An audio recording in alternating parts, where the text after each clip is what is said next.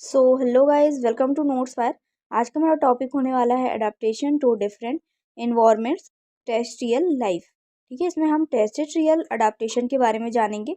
Synopsis में है introduction, definition, adaptation in terrestrial life, importance of adaptation in terrestrial life and conclusion then reference. Introduction देखेंगे। Terrestrial life यानी स्थल पर रहने वाले जीवों को कई चुनौतियों का सामना करना पड़ता है, जैसे टेम्परेचर वेरिएशंस, वाटर सेक्रेटी, ग्रेविटी और एटमॉस्फेरिक प्रेशर। इन चुनौतियों से निपटने के लिए जीवों ने स्ट्रक्चरल, फिजियोलॉजिकल और बिहेवियरल अडेप्टेशन विकसित किए हैं, जैसे वे अलग अलग स्थलीय आवासों, फॉरेस्ट आवासों जैसे डेजर्ट, फॉरेस्ट, ग्रासलैंड और माउंटेन्स में सर्वाइव और रिप्रोड्यूस कर सकते हैं। ठीक है, इंट्रोडक्शन में ये बेसिक इंट्रोडक्शन है इसका। ठीक है, डेफिनेशन देखेंगे। Adaptation are the structural, physiological and behavioural modification that help organisms survive and reproduce in their specific environment. मतलब अनुकूलन वे संरचनात्मक, शारीरिक और व्यवहारगत परिवर्तन होते हैं जो किसी जीव को अपने विशेष पर्यावरण में जीवित रहने और प्रजनन करने में सहायता करते हैं। ठीक है, तो ये था डेफिनेशन अडेप्टेशन का। गाइस, अगर आपको स्टडी नोट्स की नीड होगी तो आप लोग इस नंबर पे कांटेक्ट कर सकते हो, यहाँ से आपको नोट्स प्रोवाइड करा दिए जाएंगे। ठीक है, देख लेंगे हम next adaptation in terrestrial life. Terrestrial जीवन में जीवों को वाटर रेटेनेशन, एक्सट्रीम टेम्परेचर्स, लोकोमोशन और प्रेडेटर प्रोटेक्शन जैसी चुनौतियों का सामना करना पड़ता है। इनसे बचने के लिए उन्होंने विभिन्न अडेप्टेशन विकसित किए हैं। फर्स्ट हम देखेंगे स्ट्रक्चरल अडेप्टेशन में। फर्स्ट है water conservation features. Desert plants के पत्ते कांटों में बदल जाते हैं ताकि पानी का वाष्पीकरण कम हो। कैमल की त्वचा पानी कम खोती है और इसकी कुबड़ में चर्बी जमा होती है, जिससे वे बिना पानी के लंबे समय तक रह सकता है। सेकंड है लोकोमोशन अडेप्टेशन। टेरेस्ट्रियल एनिमल्स में मजबूत पैर होते हैं ताकि वे स्थलीय सतहों पर आसानी से चल सकें। एब्रोरियल एनिमल्स में लंबी पूंछ और मजबूत पंजे होते हैं जो उन्हें पेड़ों पर चढ़ने में मदद करते हैं। थर्ड है प्रोटेक्टिव कवरिंग्स। कुछ जीवों की त्वचा पर मोटी परत होती है जो उन्हें रैश इन्वायरमेंट से बचाती है, जैसे रेप्टाइल्स की त्वचा में केराटिन पाया जाता है। हेजडॉग्स और आर्मेडोल्स के पास बॉडी आर्मर होता है जिससे वे प्रेडेटर से बचते हैं। नेक्स्ट है body size and shape. Bergmann's rules के अनुसार ठंडे क्षेत्रों में रहने वाले जीवों का शरीर बड़ा और मुकोल होता है जिससे हीट लॉस कम होता है, और एरन्स लॉ के अनुसार गर्म क्षेत्रों में रहने वाले जीवों का कान और पूंछ लंबे होते हैं जिससे हीट लॉस बढ़ता है।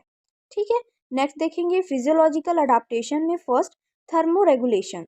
वार्म ब्लडेड एनिमल्स अपने शरीर के तापमान को स्थिर बनाए रखते हैं, जबकि कोल्ड ब्लडेड एनिमल्स होते हैं जो वो अपने वातावरण के अनुसार शरीर का तापमान को बदलते हैं। सेकंड है वाटर बैलेंस। डेजर्ट एनिमल्स बहुत ही कॉन्स्ट्रक्टेड यूरिन बनाते हैं ताकि पानी की बचत हो सके। कैमल्स में वाटर स्टोरिंग सेल्स होते हैं जिससे वे कई दिनों तक बिना पानी के रह सकते हैं। थर्ड है हाइबरनेशन एंड एस्टिवेशन। कुछ जानवर ठंडे महीनों में हाइबरनेशन में चले जाते हैं ताकि ऊर्जा बचा सकें। गर्मी के मौसम में कुछ जानवर एस्टिवेशन करते हैं ताकि एक्सट्रीम हीट से बचा जा सके। नेक्स्ट है रेस्पिरेटरी एडाप्टेशंस। लैंड एनिमल्स में लंग्स होते हैं जबकि कुछ कीड़े ट्रैकियल सिस्टम का उपयोग करते हैं। बर्ड्स में एयर सैक्स होते हैं जो उन्हें ऊंचाई पर भी ऑक्सीजन लेने में मदद करते हैं।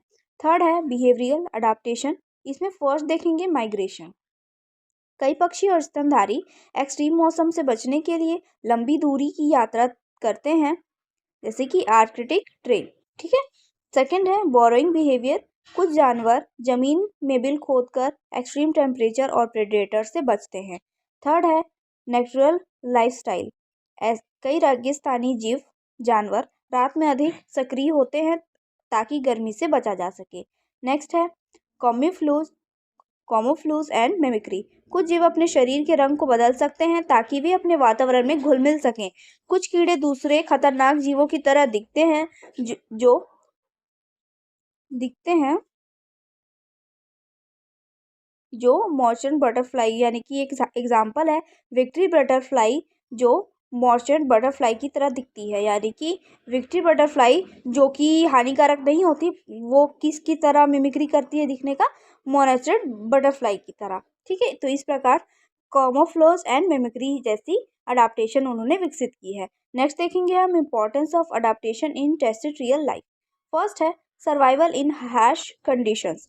जीव रैश क्लाइमेट्स में सर्वाइव कर सकते हैं क्योंकि वे एक्सट्रीम टेम्परेचर्स, पानी की कमी और अन्य चुनौतियों के लिए अनुकूलित होते हैं। सेकंड है एफिशिएंट रिसोर्स यूटिलाइजेशन। इन अनुकूलनों से जीव फूड, वाटर और ऑक्सीजन का सही उपयोग कर पाते हैं, जिससे वे अपने वातावरण में कुशलतापूर्वक रह सकते हैं। थर्ड है प्रेडेटर अवॉइडेंस। कई अनुकूलन जीवों को प्रेडेटर से बचने में मदद करते हैं, जैसे कैमोफ्लेज, मिमिक्री और प्रोटेक्टिव कवरिंग। नेक्स्ट देखेंगे reproductions and population growth. Adaptation जीवों को सही तरीके से रिप्रोड्यूस करने और अपनी जनसंख्या बनाए रखने में मदद करते हैं, जिससे स्पीसीज एक्सटिंक्शन से बचा जा सकता है। नेक्स्ट है इकोसिस्टम स्टेबिलिटी। ये अनुकूलन टेरेस्ट्रियल इकोसिस्टम को संतुलित बनाए रखते हैं और विभिन्न जीवों के बीच पारस्परिक संबंधों को बनाए रखते हैं, जिससे फूड चेन्स और इकोलॉजिकल बैलेंस बना रहता है। ठीक है, नेक्स्ट देख लेंगे हम इसका कंक्लूजन। टेरेस्ट्रियल लाइफ में जीवों को temperature fluctuations, water secretary, gravity और प्रेडेटर्स जैसी चुनौतियों का सामना करना पड़ता है। इनसे बचने के लिए उन्होंने स्ट्रक्चरल, फिजियोलॉजिकल और बिहेवियरल अडाप्टेशन विकसित किए हैं। यह अनुकूलन न केवल जीवों को सर्वाइवल करने में मदद करता है, बल्कि पूरे टेरेस्ट्रियल इकोसिस्टम को संतुलित बनाए रखने में भी महत्वपूर्ण भूमिका निभाते हैं। तो ये रहेगा कंक्लूजन इसका। देख लेंगे reference fundamentals of ecology by Odum and animal physiology adaptation and environment by Schmidt Nielsen. तो ये था आज का टॉपिक। आई होप आपको पसंद आया होगा। पसंद आया तो प्लीज़ लाइक करिए एंड सब्सक्राइब करिए। Thank you.